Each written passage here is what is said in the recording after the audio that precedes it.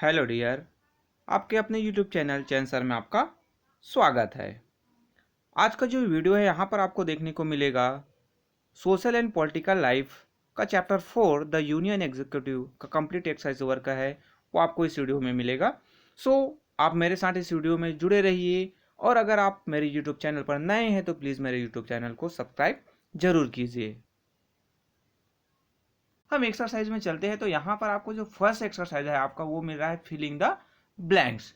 Filling the blank का जो first question है, यहाँ पर आपके जो राइट आंसर है, the prime minister is the head of the government at the centre, यानी जो गवर्नमेंट का जो सेंटर है उसका जो हेड है आपके प्राइम मिनिस्टर होते हैं। Then the president should have the qualification to be become a member of Lok Sabha, यानी आपके जो प्रेसिडेंट होते हैं उसका कम से कम क्वालिफिकेशन जो क्या क्या होना चाहिए, तो मेंबर जो लोकसभा के मेंबर बनने लायक उनके पास क्वालिफिकेशन होना चाहिए, जिसमें आपका जो एज है उसका जो ऑफ साइड माइंड नहीं होना चाहिए, सैलरीड गवर्नमेंट जॉब में नहीं होने चाहिए, और फर्स्ट जो है आपका कि वो बेस्ड आपका जो होना चाहिए कि वो इंडिया सिटीजन होना चाहिए। देन थर्ड आता है कि इन India the president is the head of the state. Head of state, यहाँ पर स्टेट मीन्स आपके जो डिफरेंट जो स्टेट हम बात कर रहे हैं, चाहे वो हम छत्तीसगढ़, उड़ीसा, महाराष्ट्र, झारखंड, या ऐसा वाले स्टेट नहीं, स्टेट में जो कंट्री की बात हो रही है तो उसका जो हेड होता है वो कौन होता है? प्रेसिडेंट होता है। बच्चे जो स्टूडेंट्स है इसमें एक चीज़ों में कंफ्यूज होते हैं कि जो हेड ऑफ स्टेट और हेड ऑफ गवर्नमेंट, गवर्नमेंट का जो हेड होगा वो प्रेसिडेंट होगा, और जो कंट्री या फिर हम स्टेट जिसे हम एक देश के रूप में जानते हैं तो उसका जो हेड है वो प्रेसिडेंट होता है। कॉन्स्टिट्यूशनल जो हेड है हमारा प्रेसिडेंट है, और गवर्नमेंट का हेड है वो प्राइम मिनिस्टर होता है। तो इस चीज को आप ध्यान में रखिएगा। देन फोर्थ की हम बात करें, the term of the president is, उसका जो टर्म्स है वो कितने 5 ईयर्स का होता है, 5 सालों के लिए वो है प्रेसिडेंट बनते हैं।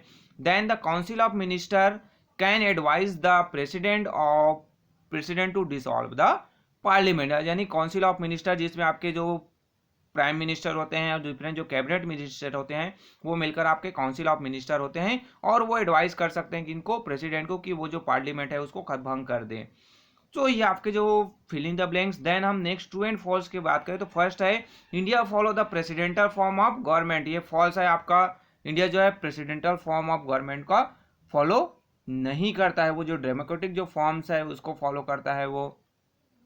Then the position of the president is minorly that of a figure head, ये जो ट्रू है, मेन जो है वर्क है वो काउंसिल ऑफ मिनिस्टर और प्राइम मिनिस्टर का होता है। ऑन द एडवाइस से ही प्रेसिडेंट कोई भी जो वर्क है सिग्नेचर है वो करते हैं।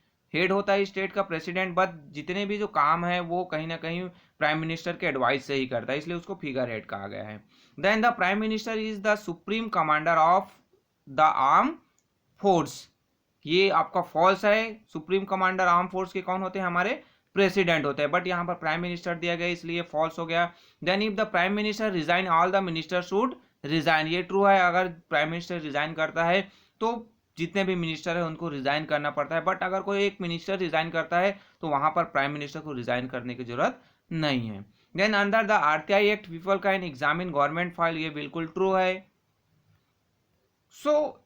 ये आपके जो ट्रू एंड फॉल्स वाले क्वेश्चन जो है नेक्स्ट आपको देखने को मिले। आंसर ही ब्रीफ, शॉर्ट में आपको आंसर देना है। तो यहाँ पर फर्स्ट है कि mention the constitution of the union executive. अब कॉन्स्टिट्यूंस में यूनियन एग्जीक्यूटिव की हम बात करें तो कौन कौन शामिल होते हैं, तो आपके जो द प्रेसिडेंट होते हैं, वाइस प्रेसिडेंट होते हैं, प्राइम मिनिस्टर्स होते हैं, और आपके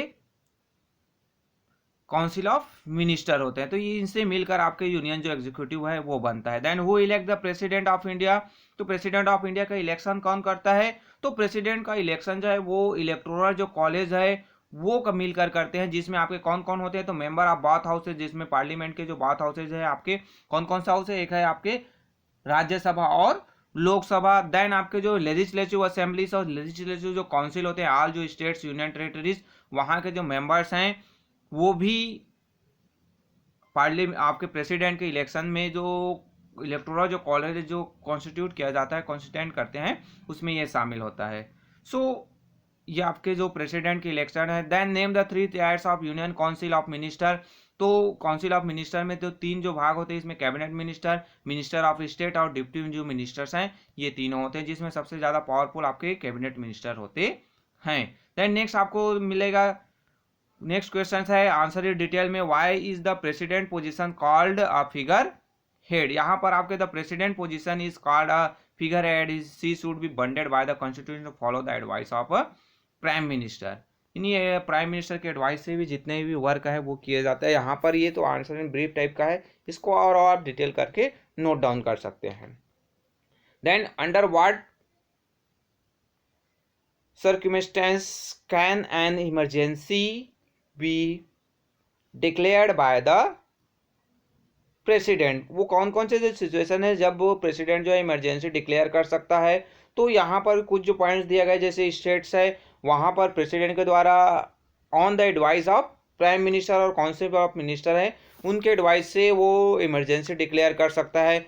कौन कौन सी सिचुएशन है, तो फर्स्ट जो सिचुएशन है कि इंटरनल क्राइसिस या फिर सिविल वार हो गया, यानी कहीं पर कोई लड़ाइयाँ हो गई, आपस में जो लोग हैं एक दूसरे पर लड़ रहे हैं, तो ऐसी स्थिति में फॉरेन जो फोर्स है यानी कोई दूसरा जो कंट्री है यहाँ के जो सोवेरेनिटी है यानी यहाँ पर हमला कर रहा है, ऐसी स्थिति में। और ब्रेक डाउन जो कॉन्स्टिट्यूशनल जो मशीनरीज है, कोई जो पर्टिकुलर जो स्टेट है, राज्य है वहाँ पर, तो उस सिचुएशन में वहाँ पर इमरजेंसी है वो लगाया जा सकता है। Then a threaten to the financial stability of the country, अगर किसी देश में फाइनेंशियल यानी पैसे की कमी हो गई, सरकार के पास पैसा नहीं है कि वो लोगों को पेमेंट कर सके, उनकी जॉब्स के लिए जो कर्मचारी है उनको, तो स्थिति देश की खराब है फाइनेंशियल, तो ऐसी स्थिति में भी इमरजेंसी लगाया जा सकता है। और इसके बारे में डिटेल आपको स्टडी करना है तो आप मेरे चैनल पर जाइए और वहाँ पर आपको जो प्लेलिस्ट जो क्रिएटेड है उसमें क्लास 8 के प्लेलिस्ट में आपको इस चैप्टर से रिलेटेड जो वीडियोस है वो मिल जाएंगे, और आप और डिटेल जो आपको जानना है इसके बारे में तो आप बेहतर तरीके से वहाँ से जान सकते हैं। देन आप नेक्स्ट देखेंगे what is meant by collective responsibility. Collective responsibility क्या है।